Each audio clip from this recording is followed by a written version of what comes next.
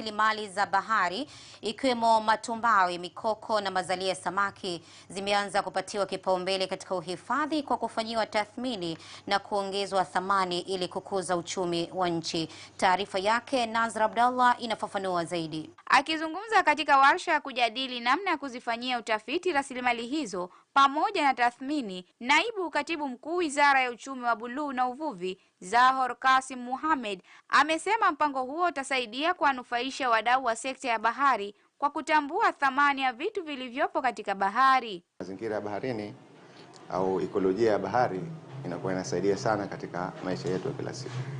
Kwa hivyo tuna maeneo makuu matatu katika bahari, yani matumbawe, majani bahari pamoja na mikoko, ambayo hii ni sehemu kubwa sana ya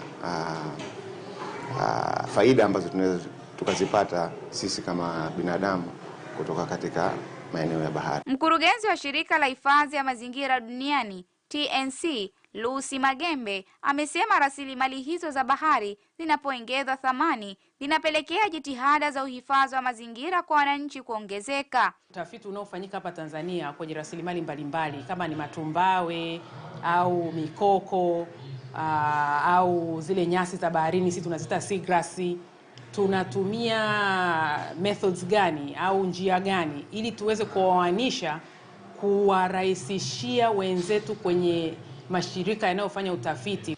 Msimamizi wa mradi wa pamoja tuhifadhi bahari yetu Matias Igulu amesema kufanya tathmini ya rasilimali za bahari husaidia kufahamu upatikanaji wa rasilimali zilizomo ndani ya bahari kwa kuendana na mabadiliko ya tabia nchi. Sote tunaelewa kwamba ndani ya bahari mambo yanabadilika, sio muda wote kuna kile kitu ulichokiona jana ndio utakachokiona leo. Mkurugenzi mkuu wa taasisi ya utafiti wa uvuvi Tanzania Dr. Ismail Harun amesema wataanza kwa kuzifanyia utafiti rasilimali zote zilizopo baharini kwa kutumia mifumo mbalimbali ili kuweka mikakati itakayosaidia kuongeza tija kwa wananchi. Kwanza kuangalia kwa upana wake na kutengeneza tutafanya inventory au kuhesabu, kuangalia mifumo ekolojia hii iko kwa upana upi katika nchi yetu.